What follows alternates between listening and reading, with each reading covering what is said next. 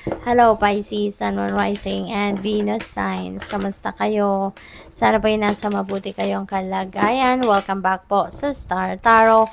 At kung bago kayo rito, welcome din po kayo. Please subscribe, like, share my videos, and leave me a comment kung nakaresonate po kayo. Thank you. Tignan natin ang mga messages ninyo. We have the Five of Swords. This is conflict, no? Pisces, it could be conflict with another person or a group of people, or maaring inner conflict ito. No? So most likely, we have the Two of Swords.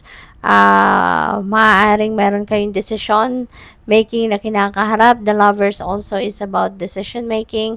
So there are two scenarios I'm seeing here. Pwedeng yung conflict na to could be inner conflict, since you also have Two of Swords. So, baka meron kayong sitwasyon, 'di ba? Sa ngayon na kailangan ninyong pagdesisyonan. Maaari yan ay related dito sa Lovers energy din. There could be usapan dito of siguro leveling up your commitment with your person. Baka meron pag-uusap dito about getting married, no, engagement, yung mga issues na ganyan, or pagsasama sa iisang bubong na, maaring you want to live together na, or one of you wants to live together na, or maaring ang isa sa inyo baka magpo-propose na mag-anak na, 'di ba?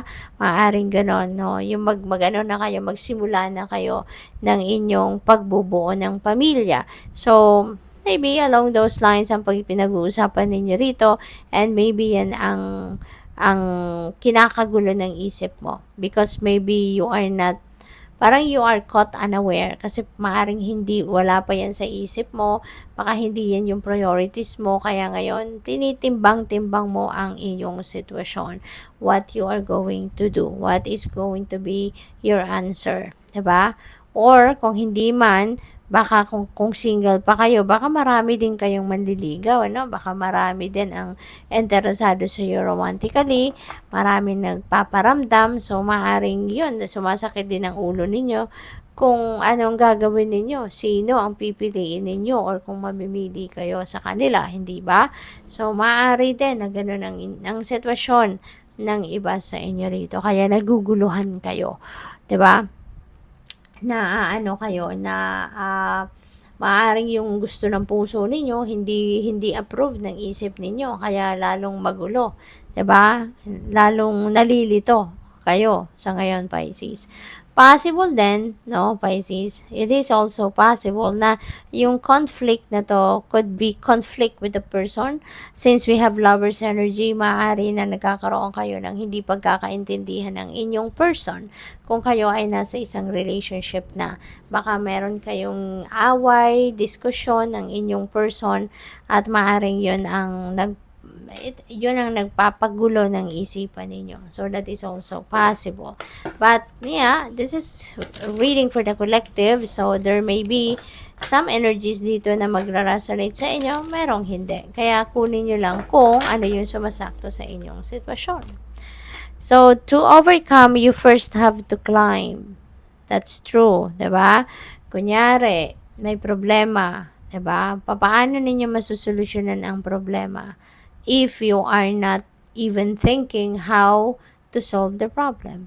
Or kung nakapag-isip man kayo, naisipan nyo na, nagka-idea na kayo kung ano yung possible na maging solusyon ng problema, paano din ninyo masosolve ang problema if you are not going to take action na isolve ang problema? 'Di ba? So, parang ganun lang din ito. Kaya yun ang paalala sa inyo. Okay? So, what else? We have the light in you can lead the way. Ayan. So, ito yon. Gamitin mo yung inyong sariling liwanag para ma-address ang sarili mong problema. Okay? Pwede rin ng iba sa inyo rito, gamitin mo yung inyong sariling liwanag, yung radiance mo, yung light within you, also to help other people. So, pwede rin ganun ang ganap. Kasi baka meron din mga lumalapit sa inyo, nagpapa-advise sa iyo, maaaring merong mga tao din na ikaw yung nilalapitan to ask for guidance, to ask for enlightenment, 'di ba? Kaya gamitin mo din, no, yung sarili mong liwanag to help other people to find their own light as well. Okay? To find their own direction as well. So, what else? We have lost but never alone. Ayan. So, maaring nararamdaman mo na ikay nawawala. Pero, huwag kang mag-alala, hindi ka nag-iisa. Your spirit guides, your angels, the divine universe is there for you and with you para tulungan ka, para makasama ka, no? They are there. They're always there for us. No, kailangan lang natin na magdasal sa kanila. Kailangan mo lang nakausapin sila through prayer and tignan mo, mararamdaman mo yung presensya nila. Mas mararamdaman mo yung pagmamahal nila sa iyo. Mararamdaman mo yung tulong nila sa iyo, yung guidance nila sa iyo. Okay? You just have to pray. You are never alone. And pwede rin nun, kaya kayo feeling lost sa ngayon because maybe ang daming iniisip, maaaring ang daming ginagawa, laging busy. You know, sometimes ganun na nararamdaman ng iba sa atin, ano, na sa sobrang kabisihan because of the worldly things na pinagkakaabalahan, parang nawawala na siya. Parang sometimes makakapagsabi siguro na, hindi ko na kilala ang sarili ko, I don't know where I am heading. Kasi nga, sa sobrang dami siguro ng iniisip, ng obligasyon, ng responsibilidad, ng trabaho. So, some of you may be feeling lost already diyan sa mga worldly things na pinagkakaabalahan ninyo. You know? But ganun man ang sitwasyon, you're never alone. Ask for help. Diba? Ask for help. Ask for guidance of the divine and the rest of your spirit team. And you will be back, no? Makakabalik ka pa rin sa sentro mo. So, good luck sa'yo. Thank you for watching Love and Light. Namaste.